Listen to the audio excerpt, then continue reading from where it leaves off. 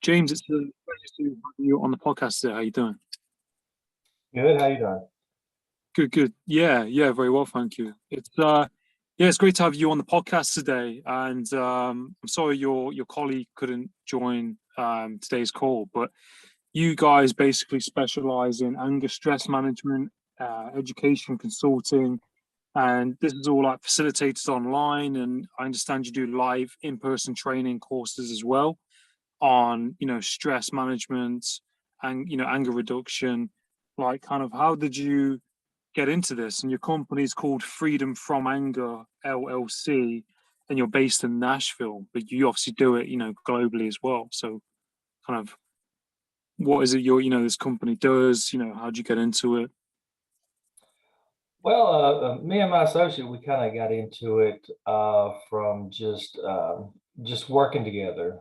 We've been working in the corrections fields for 10 plus years, and we started out doing a batter's intervention with people who are incarcerated, anger management, alcohol and drug treatment. And we just kind of been doing it for so long. We thought, hey, let's branch out and we kind of do our own thing. And we just thought that we could do a good service to people. And when the pandemic happened, the idea of virtual never crossed our minds. And like, wait a minute, we can kind of reach out and help out people, from around the world, which we've had the opportunity to reach out and to cross over into other countries. So it's been pretty exciting. We've only been in business for a couple of years, so we're just happy to provide a service that's much needed in these times. Yeah, definitely. And I think it's a lot of great experience, having, say, worked in the correction field. And is that like, is that in the prisons, is it? In the prison system, working with them? Yes, yes.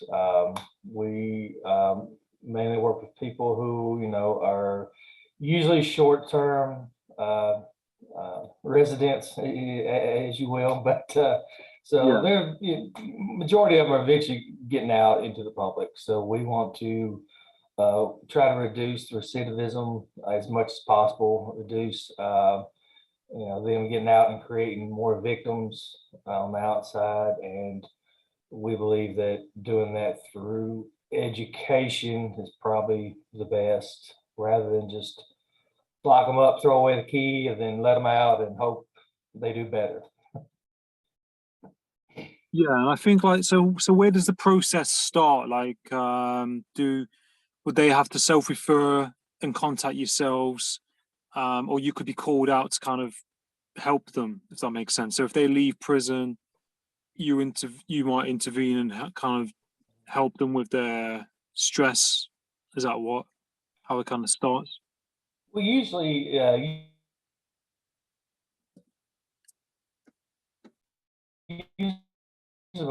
but oftentimes we'll get contacted by parole agents. Say, hey, I have this client. He just recently got released.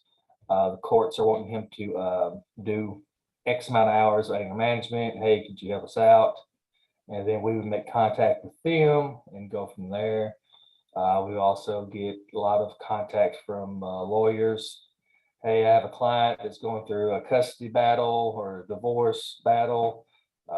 Hey, can you reach out to him, and him or her? So I don't want to make it seem one way or the other, but no, we get a lot of both genders. So and then it's a lot of self referrals, but we get a lot of referrals from attorneys and probation officers and a little bit everywhere. Because I was looking on your website and it said that stress causes it costs a lot of money to businesses, and like, how do you kind of tackle that? Yeah, I mean, it's stress when you're looking at it from a work standpoint, a medical standpoint, because if it at work and you're stressed, you know, you, I don't know about you, but even with my work, it gets exhausting, and then if I'm stressed on top of that, then develops into anger, and then I don't want to get up in the morning, so I'm gonna call in sick. So that's costing businesses money. How if you're in a public setting, how they interact with the customers can cost money. Healthcare. I mean, it's all kind of wrapped up into a huge ball of things. Yeah. And it's on the website, it said it costs like, is it over 300 million or something like that a year? I mean, that's in America alone.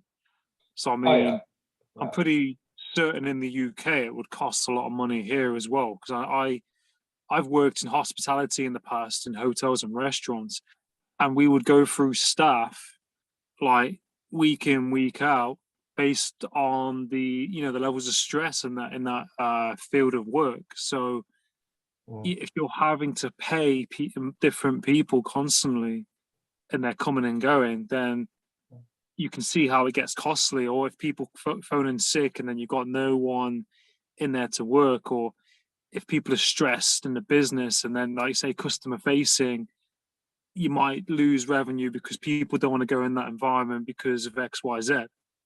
mm. Yeah, definitely. We see a lot. Where we work, primarily in the jails, is the correctional officers.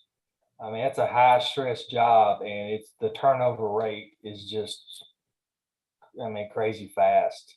Um, like I said, I've been working there for several years, and there's very few officers that were around when I started. So it's a lot of new faces because it is a high stress environment, and we really don't take time to take care of ourselves and to realize when we're stressed and when we're angry, when we're upset. We think that there's nothing we can do about it, and that's the service that we offer. Is like, hey, come talk to us. We'll come up with a game plan. We'll figure out some techniques that might cool you down when you're getting kind of hot. But it's just hardest part is making that initial step to to say, hey, I need some help. And like yourself and your colleague who can join us today, you both worked in the prisons in America. Yes, we've worked together for many years, doing classes together. Um, you know, we feel that we're a very good fit for each other in our teaching styles, and that's the reason we decided to start up Freedom from Anger. It's like, hey, we're probably doing it. Don't want to toot our own horns. We're probably doing better than anybody else is doing out there, and most people are just doing it with one person. I said we can tag team it, and we probably get a lot more done and try to make it as accessible as possible. And like before we start recording, you mentioned like COVID and the impact and inflation, and I think all of these different things have kind of counted on people's stress levels. I know that during when COVID happened in the pandemic, there was a lot of tensions, a lot of stress, a lot of uneasiness. Even I saw a lot of footage with people driving.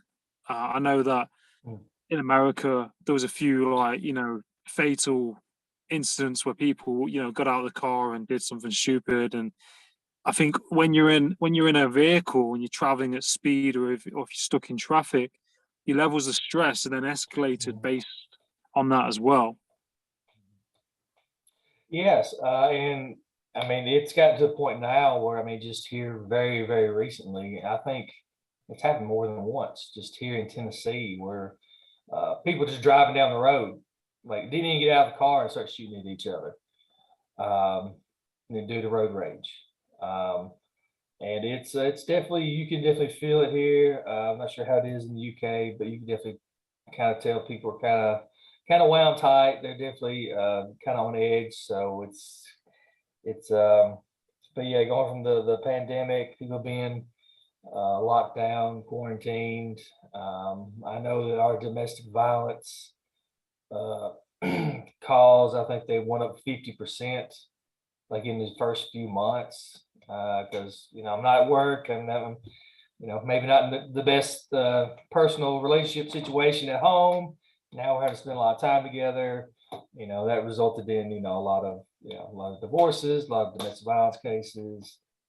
And then we go from pandemic to all the inflation and especially over here in America, all the political craziness. I'm sure y'all look at us and laugh, but it's as crazy as you think it is. That's for sure. Yeah, I mean it's kind of the same here in the UK. I'm sure you saw probably bits over here. We had a lot of people stressed and conflicted because we had like the lockdowns, and our prime minister was involved in these parties that happened behind the scenes. A lot of people were stressed, annoyed, and then I think currently with the crisis in like Ukraine, we've seen like hikes in fuel. People, like you said, are kind of tense. But you get people from different walks of life, and different. Some people are fine because they might be more stable financially. Some people, might not be so, etc. So it swings around, but there's definitely fluctuations in people's moods, and I think the work that you guys do is great, and I think it's much needed because your levels of stress in your system can affect your health, your job, your relationships, it's a knock-on domino effect, isn't it? So for the work for you guys to help people is great. Oh yeah, definitely. It's definitely a domino effect. That's for sure, and it impacts all areas of your life. And a lot of people are angry and they don't know why. So they're angry because they're stressed, and they're stressed because they're angry, and it's all kind of tied into the same thing. But what we really focus on is we do RABT, rational emotive behavioral therapy, which is the kind of a precursor to CBT, which most people are familiar with, cognitive behavioral therapy. And it basically stems around as like the way you think about things is how you're going to feel about things. There's a quote from Dr. Wayne Dyer that I love and I use a lot, and it's when you change the way you look at things, the things you look at change. So it's all about the power of your thoughts and your choice and how you view things, how you frame things, to get away from that negative bias that we have as humans. We never assume for the best, we always assume for the worst. And it's it's a coin toss. It's 50-50. So why put yourself through all the agony? So we try to focus a lot on, okay, put your thoughts on trial. Really think about, okay, if you're starting to go down a negative path, what's your body doing, to get into the whole psychobiological aspect of it. But it's tools that everybody can use, and most of the stuff we teach, we already know. It's just we have to be reminded of these things. Yeah, most definitely. It's that self-awareness, isn't it? It tunes into that, being self-aware. And I like, that quote you mentioned, and a lot of it is your perspective and the way you think and the way you see things. And I think people and human beings, it's a lot easier to kind of think negatively. It's a lot harder sometimes for people to kind of rationale and break things down and be positive and see things in a certain way. We're kind of much easier to jump on that wagon of, oh, well, this isn't okay or whatever. But like you said, it's that really self-awareness, and most people know all this. It's just kind of probably that self-discipline, that practice, and kind of going over it. And so like you work with like do you work with individuals? You work with what kind of companies do you work for? Like how's it kind of like work? I usually it's groups. Usually it's in a group setting. Usually it's like with trainings and stuff like that, because with businesses, if we can, if we can prove that we gave you education on this and you still choose to do these things, and hey, we're kind of covered. But usually we do it in a group setting when we're doing our classes online. They're usually one-on-one or two-on-one, because it's really hard to kind of control. You get 5, 6 different people, at home, all these distractions, and then you're trying to get the group to interact. It's very hard to do that virtually. It can be done. It's just it's very very difficult and time consuming. So we kind of prefer to do it individually. But in person, normally it's groups. For most people, that's it's the most cost effective. Even though our one-on-one prices are not expensive at all, like I said, we're definitely not here to get rich. We're here to help people, and we want to make it accessible as possible to everybody. So Yeah. And it's beneficial, isn't it, to the business, to people, and it's an investment, really, isn't it? If you can kind of be able to manage your emotions and learn ways of how to cope better, I think that's the key thing, and that'll improve your work, that'll improve your life. I think so on and so forth as well. And why do you think like stress management is vital, like in today's like world? Well, like for all the reasons that we've talked about, thus far. I mean, Yeah, I mean, until people can actually start working on themselves, the world's not going to get better. And I feel in this, this is my own personal opinion, yeah, that we've kind of become kind of disconnected, even though we're supposed to be more connected, as a society. But we're constantly buried in a screen. We're staring at our phones all the time, and a lot of our self-worth and our emotions are driven through that device. And a lot of that stress spills over. If I don't get enough likes on, whatever social media platform, then I'm in a bad mood. And then that's going to spill over onto somebody else. And, it's kind of a trickle down effect. But I feel that we definitely, as a society, we need to focus on us, because the happier we are, the happier the people around us are going to be. And then it kind of, it's that whole ripple effect, throw a stone in a pond, you get the ripples. But I feel that we're not really doing enough self-care to try to live our best lives. yeah. No, I think that's a really great point. I think like it's that ripple effect, isn't it? And the world we live in, people are buried in their phones, and I think we can all be guilty of it sometimes. But like it's being that self-aware. Some people they're not aware of it almost. They're kind of unconscious about it and kind of glued into that, and they're relying on that device to make them feel good, whether that's likes or comments or gratification through whatever means. And it's key that people don't become reliant on that. I think because, like you said, that ripple effect can cascade onto many things, and I think that's what we see in world today. A lot of people are stressed because they might not feel like they have the recognition like someone else based on likes or comments or whatever. And I mean, that should just be part of the process. If you get likes, you get likes. That's the way I see it. If you don't, you don't. It's you have to kind of separate yourself from it a little bit to kind of keep yourself like healthy. Yeah, and like we tell a lot of our clients, I try to we try to make things as simple as possible. And we'll just ask some question: are you happy? And like a lot of them say, yeah, no, I'm not happy. And I'm like, okay, well, how can you get happiness? And then they list off all these different things. But the bad thing is, all these things are listed and they're all external. Like, well, if I only had this, if I only had that, if I only had that. And our goal is to get them to realize that happiness comes from within. Like no other person or amount of money or whatever can make you happy. So that's got to come within, and it all begins with learning to love yourself and to just finding ways to be happy. We try to overcomplicate our lives way too much. Yeah.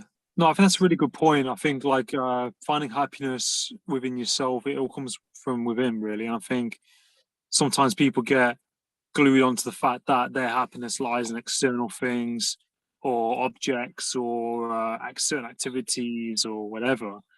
And I think there's a fine balance. Like, it's okay to have happiness in going for a walk or doing certain things externally, but it is ultimately within yourself. And, you know, you can't be doing things over and over and over, chasing that thing I think makes you happy. Because I think that was the problem with, you know, that was the big wake up call with COVID.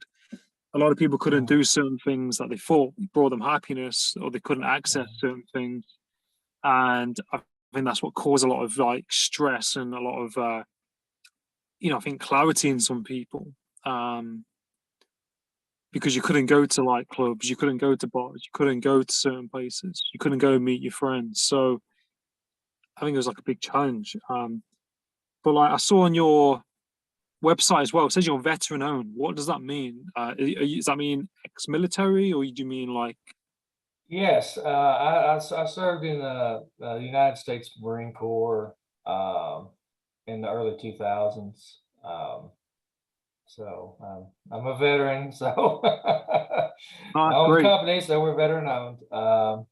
And I definitely try to reach out to veterans, and we offer, you know, discounts and stuff, and, you know, we've offered free classes and stuff in the past for veterans, first responders, because we understand how stressful their jobs are. You know, if you know, I wish we were a nonprofit and we could do our classes for free, but you know, we got to keep the lights on. So, but we try to make it as just, you know, at the bottom as possible, for the first responders. So, and the veterans, of course.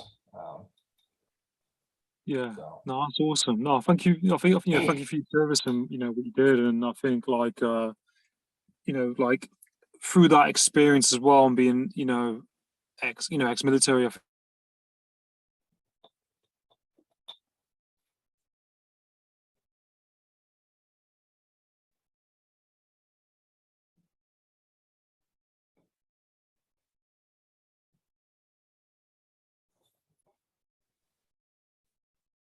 sorry, bro, you all right. catch what?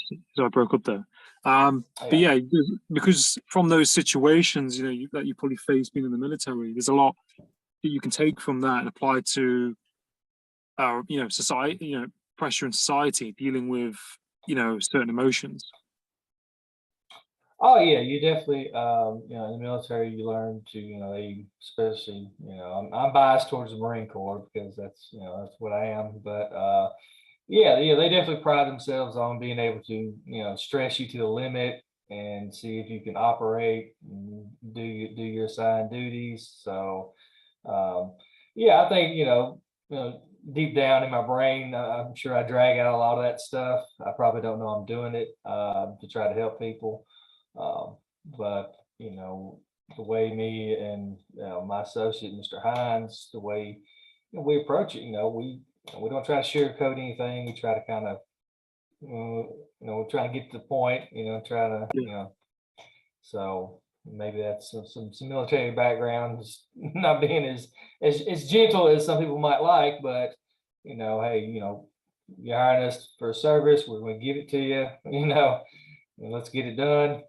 And you know, try to treat people as adults, not, you know, yeah, unfortunately, you know, a lot of people out there like take advantage of people. They're, you know, looking for help, and they'll drag it along and just kind of milk them for all they're worth. And we don't believe in that.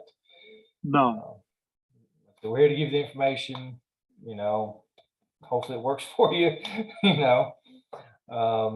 If you need more, we're here, but we're not going to intentionally drag it out. yeah, definitely. And I think it's like you said, that very straightforward kind of like solid arrowhead kind of approach, isn't it? You know, we're here to help you, here to do a job. Mhm. Um, I've got two good friends who have a podcast called Left the Greg podcast, and I'll have to connect you with them after this. They're ex forces in America, and Brian was in the Marines, and Greg, he was in the U.S. Army, and he was he worked for the Detroit police as a hostage negotiator as well. So they've probably Wow. they'd be quite good for to talk to you. I'm sure they'll have you on their show. I think Oh you get yeah, on that'd be really great. well. And they do similar stuff to yourself. They do is it situational awareness, that kind of thing, pattern Mm. recognition. Um, but yeah, I've kind of through listening to their stuff, some of the things you're talking about. They talk about slowing things down, slowing the situation down. Oh yeah, yeah. I mean, that's definitely um, a lot of things that we talk about because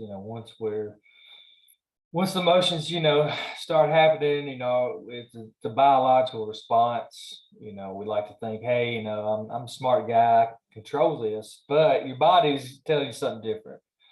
Whether you're being attacked physically or whether you're being attacked verbally, your body doesn't know the difference. So if somebody Yeah, says something that I don't like, my body's gonna have the exact same, fight, flight, or freeze response, and all those same chemicals gonna get released. And as I can't think of the doctor's name. It's killing me. okay, Doctor Siegel, and yeah, he came up with flipping your lid because he says if you make a fist, that's basically your brain.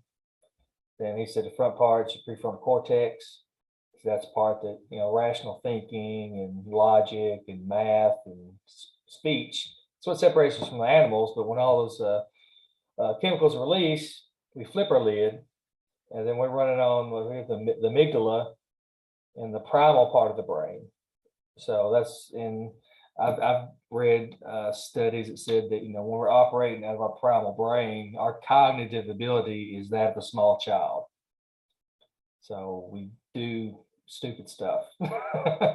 Same thing, like if you're under the influence of alcohol or drugs, we do stupid stuff because we're operating with our lid flipped and we don't know it. When we sober up, that lid comes down, and then we're going, why did I do that?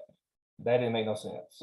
Or, mm, in a really bad situation, who is this? It's like, yeah, yeah, so yeah, so we try to educate our clients with, hey, it's, you know, don't beat yourself up. There's a lot of biological things going on there, but we have to learn to, like you said, slow that process down, and you actually use that part before that lid gets flipped, because once that goes, kind of all bets are off until we can kind of calm back down.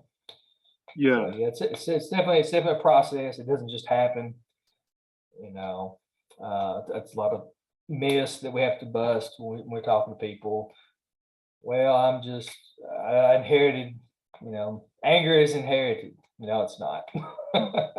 If you grow up in an yeah, environment where that's how they handle things, it's learned behavior. So there's a lot of yeah, myths we have to kind of bust. So takes a little while, but not too terribly long. And some will yeah. agree, some won't. But you know, Like you said, it's a process, isn't it? And if we, flip our lid, and once the cortisol is in the bloodstream and the fight and flight response, I think it can kind of almost things slow down. I think, and um, like you said, your thinking is that of a child, so we're not really fully kind of aware of what we're doing, and it's only till after the effect you kind of realize, oh, I did that thing, or this might have happened.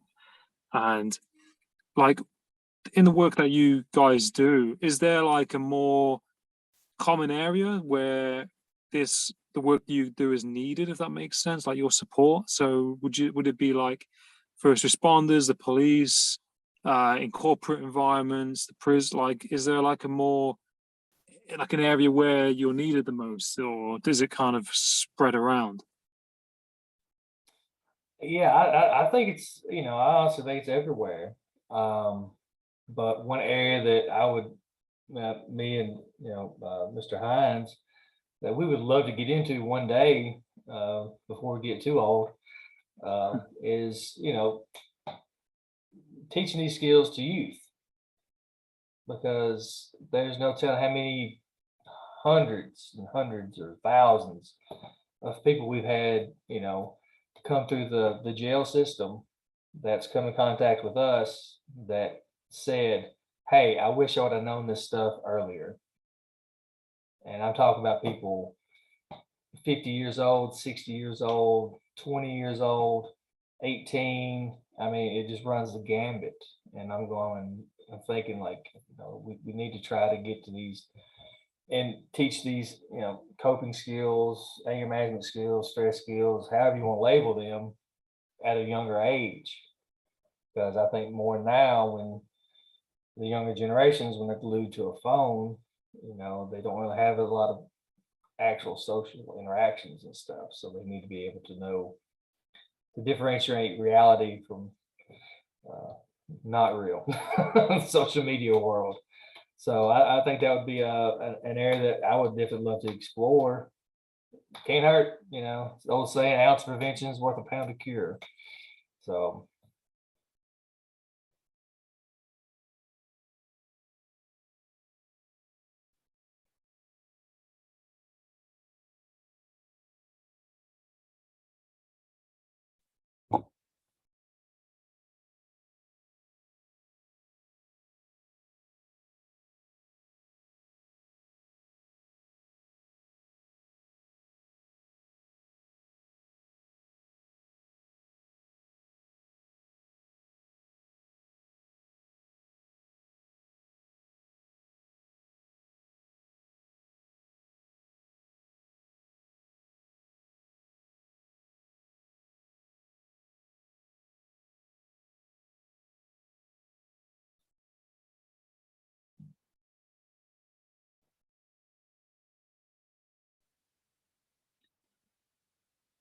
All right, sorry about that. Can you see me? Okay, what's going on here? it's a little fuzzy. Okay, let me just pause a second. Sorry about that. My phone decided to overheat for some reason. But yeah, you were saying the juvenile people, because I mentioned what area what area do you work with, or where does this occur most? And you were talking about like you want to work with like younger people. Yes, like I said, like everybody can benefit from it, but there's not so many hundreds of people that's come through our classes that were incarcerated that told us, I wish I'd have gotten this information a little bit earlier. And I'm talking to everybody from 18 to, I think the most recent guy that requested our class is 75. Oh wow. And so probably he's and unfortunately probably gonna learn some things that he probably wish he would have known earlier. But yeah, getting to the youth, getting to the juveniles, teaching them these skills, coping skills, management skills, however you want to label it, we're definitely doing them a disservice when they seem to be a bit more, not really sociable as children of the past, or my generation. Don't sound old, but definitely got some gray hairs here. But yeah, when your face is buried into a screen, and that's how you're trying to communicate. And I tell people all the time, text messaging is not communicating, because it kind of leaves it open to interpretation. There's actually there's a sketch show over here. I don't know if it's over there, but it used to be on Comedy Central when they showed comedy. It's called Key and Peele. Oh, I've heard of that. Heard of it. Yeah, and they have a little skit. You might find it on YouTube or something, where there's two people. They're sending two friends sending texts back and forth, and one's okay, the other one's getting like really mad and wants to, actually try to kill the other person because he's perceiving the text entirely differently than the other guy. So Yeah. it's very humorous, but very, very, very true.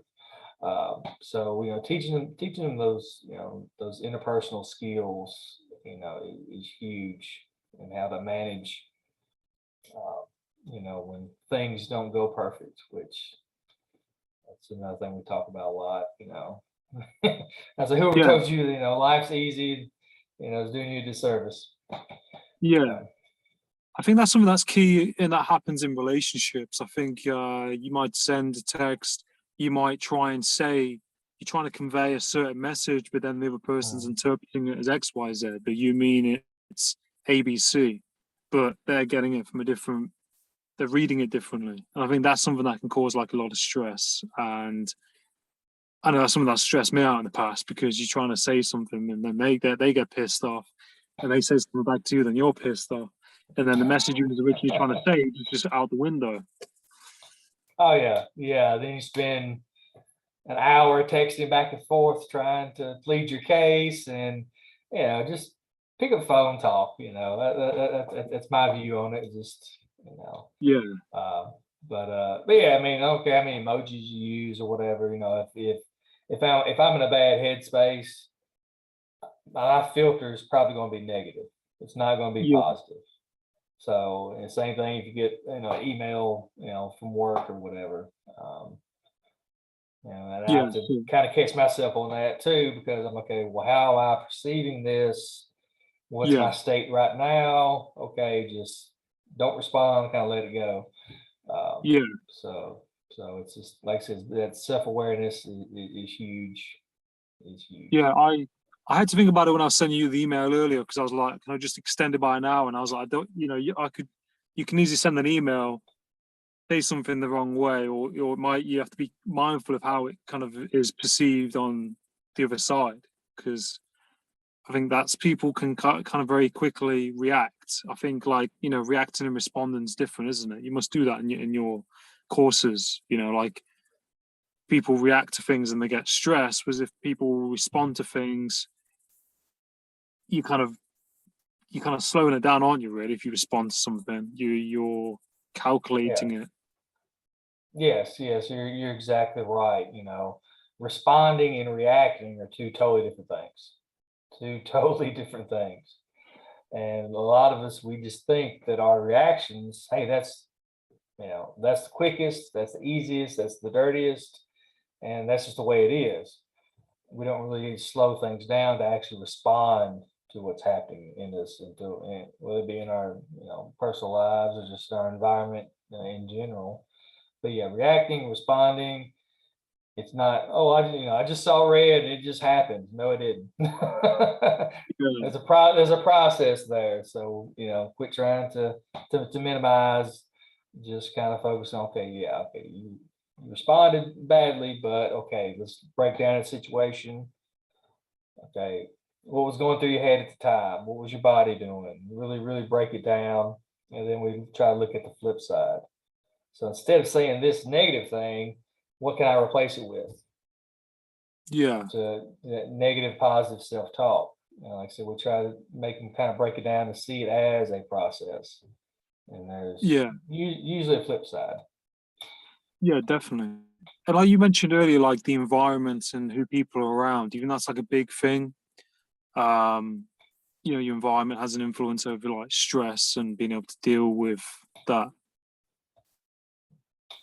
Yeah, because when we're born, we're a blank slate, and that's what people all the time. I says think of it as a blank computer, and all of our experiences, the people we're around, the things we learn, whether it be through TV, music, family, friends, whatever, they're downloading that information. So you came in this world blank slate, you got all this information is downloaded to you, it's all learned information. But we really try to get the guys to do is challenge their thoughts and beliefs. Because just because I was taught something doesn't mean it's right. Just Yeah, because I was told something when I was young doesn't mean it's right. And unfortunately, that's where a lot of hatred and stuff gets passed down through the generations because nobody ever challenges those things because that's tough. If my granddad told me this and I find out it ain't true, I'm probably not going to want to address that. I'm just going to keep on, you know, spreading that word on down through the generations. But being able to really question, okay, well, is this thought, is this value working for me? Has Yeah. times changed, or is this the old way of thinking, or, because unfortunately, you have kids, they don't come with instruction manuals. It's basically, we're just taking the stuff that we were taught, that we experienced as children, and then putting it on them. Yeah. And it might not change. So you really have to Yeah. question yourself and go, okay, well, what are some of these things I was taught? And the example I always give, and most people, well, the movie's getting a little bit older now, but the movie with Adam Sandler, The Water Boy. Yeah. Yeah. Yeah. Yeah. Yeah. So when he's in college, the professor that looks like Colonel Sanders asks him, like, how come, alligators are so ornery or whatever. And Adam Sandler's character says, well, my mama said because they had all them teeth and no toothbrush. And the professor looks at him and is like, well, no, your mama's wrong. Yeah. And he looks at him and goes, no, mama's right. And then he ends up tackling the guy. Yeah. And that's how we are. When somebody challenges something that we were taught, we get angry. Yeah. Because, hey, my mama said, my mama said, your mama's wrong. Well, we take offense to that. But nobody's perfect. A lot of times we're wrong. Things change. So it's really tough for us to get our people to really challenge those things and go, hey, is this working for you in your life? Is this belief? Is this value? So I think that's really, really important what you just mentioned, and it's challenging that narrative, isn't it, in people. And we've all probably had our own narratives as a kid growing up, or as a teenager, or maybe as an adult. We believe things to be a certain way based on probably what parents have said to us or what we've taken from our environment. And until you kind of, like you said, challenge that thinking, then that's kind of how you kind of change that thinking. And I think that's one of the beauties of talking to other people, seeing what other people's narratives are, where they are from, their thinking.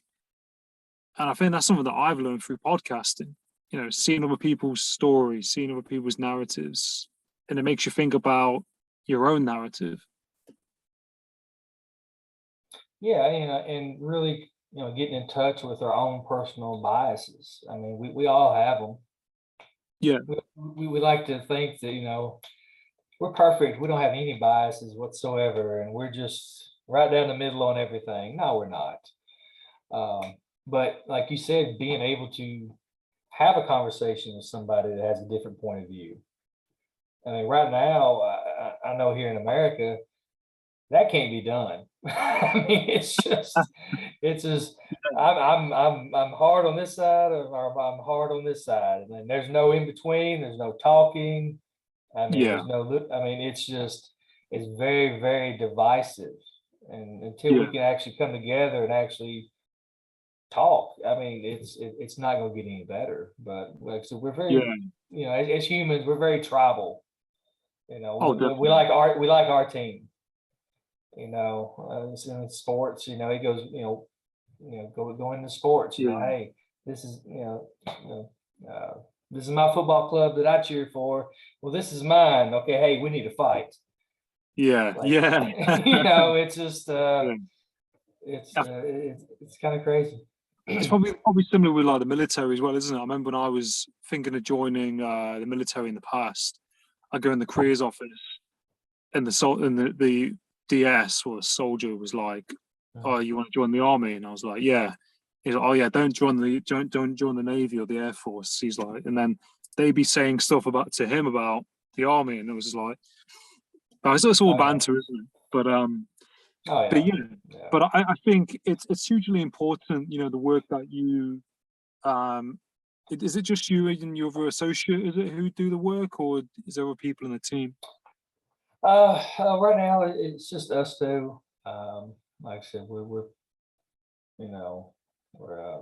fairly new, doing the virtual things. We've actually, with our day-to-day employer, we've tried to talk them into doing the virtual thing, and they're just kind of stubborn about changing anything. Like, oh, it's fine. It's just more business for us. So But yeah, but right now it's just us two. We're just trying to get out there and help as many people as possible. We reached out last week. I don't know if y'all heard we had a huge mass shooting, a lot of children in Texas. I think it was 19 children passed.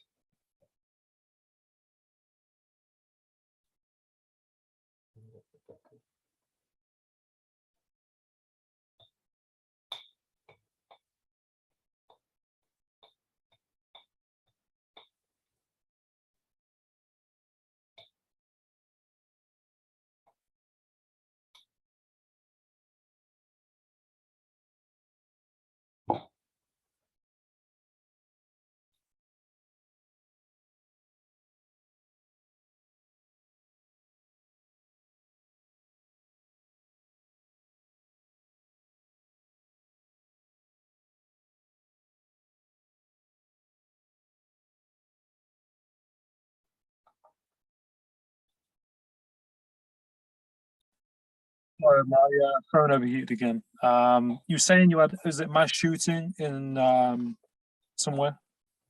Yeah, so in Texas, there was another school mass shooting a couple weeks ago, and 19 children, I think 2 adults passed away in that. And we reached out to the organization out there that's offering resources and stuff, and we contacted them and it's like, hey, if anybody in their community needs our services, we'll do it for free. Unfortunately, we haven't had any takers yet, but like I said, we're just, we're not in it for the money. We're in it to help people. Yeah, If we didn't want to help people, we wouldn't have chosen our career paths. So, yeah, but yeah, it's just it's unfortunate times right now, and like yeah, to see more people happy. yeah, yeah, You know what? definitely. And it's nice that you're providing your services to people and you're open to helping people, especially through those difficult times. And with like, would you say that, I mean, that's an element, isn't it? I think in America, people's stress levels based on school shootings, tensions are high. Um, like probably with teachers and the school system as well. That's an element of stress, isn't it? It's an element of stress on parents, etc. Oh yeah, definitely. I mean, because it started out, with COVID and stuff. The parents, they were really worried about. I think it was 73% of parents were worried about their child's development, their education. Because they're doing a lot of virtual learning and stuff. So they already had those worries going on, and then now we're getting back to so-called normal, and now that happened. So now that's taking it to a whole nother level. And unfortunately, I don't, here in America, our media tends to dominate everything, and it's just constant bombardment of uh, this negativity and stuff. And unfortunately, politicians like to use horrible situations for their advantage, and it just goes back and forth, and it's just you're just constantly bombarded with all that when we really need to kind of slow down and focus on our families, how we can keep them safe. you know because when we boil it down, I mean, it's just us. We can't, and me being upset in my home is not going to change what they do in DC, but I can take that energy and focus on how can I protect my children. Like, what steps do I need to take? Do I need to get them out of public schools? If I do, how can I go about doing this? Or is there an organization to have more security? What's going on locally rather than nationally? But the media is just, it comes at you from all sides here. I mean, just nonstop. You can't get away Yeah, from it. Yeah, it's the same. It's the same over here as well with the media. And I think like the key thing you said, looking at channeling that energy into something positive and what can you do, because feeling XYZ isn't going to change, like you said, how things are processed in the government, if that makes sense. And I think like like with the media, if it's there's that quote, and if it bleeds, it leads. I think like the media will jump on things that are negative. People sometimes use that to their advantage, which is wrong, really. But yeah, I think the work that you guys are doing is awesome. And like, what I mean, if you could give any advice on people who are feeling stress, how to manage their stress. Well, probably the simplest way, we all know about, breathing and stuff like that as far as, stress management. But I find that if we can pause and actually find gratitude, uh, to try to find that silver lining, like no matter, you know, what's happening to us in the moment, there's still something to be grateful for, and to kind of pause and kind of take notice of that. The fact that I'm able to sit here and speak to you, I should be grateful for. The fact that I can see you, I should be grateful for. But we don't really, like I said, we have that negative bias, and we don't want to focus on anything positive. And tell people there's always that silver lining. It might take a second to find it, but it's there. And we really, really ignore what's going right in our lives. We just focus on what's going wrong. That's why, like you said, with the media, it's all negative. It's negative sales because with our negative bias, like I feel this way. Okay, that's why I feel it. We're just trying to find a way to kind of point the finger at. I feel this way because of that. No, we actually feel that way because of us and what's going on in our lives, and when you really need to kind of pause and, like I said, try to find that. Try to find that gratitude. If you got family, if you got close family members, kids, wife, find gratitude in that, and Yeah, really focus on you, not being selfish, just taking care of self. Huge difference. yeah, most definitely. No, I love that. I think that's such a great point. And finding gratitude and trying to find that silver lining in that situation in your life, and not overlooking the small things and being grateful for those small things, because I think you have to be able to appreciate the small things, appreciate the big things. And yeah, and like we don't always think about these. We're talking to each other across the world, so we're grateful for that. Grateful be able to see you, talk to you, have this conversation, and to have that impact. Have this impact on other people, like you said, is really something. No, I think that's really great. And is there any projects you guys are working on? Like, where can people find your content, your website, social media? Um, we're out there in social media. You're probably not gonna find a lot of content. I'm not really well versed in that. I need to get a little bit better in it. But the easiest way to get a hold of us, it would be to go to our website, uh, www.freedomanger.com, or you can just Google Freedom from Anger LLC, and then you should pop up. And there's a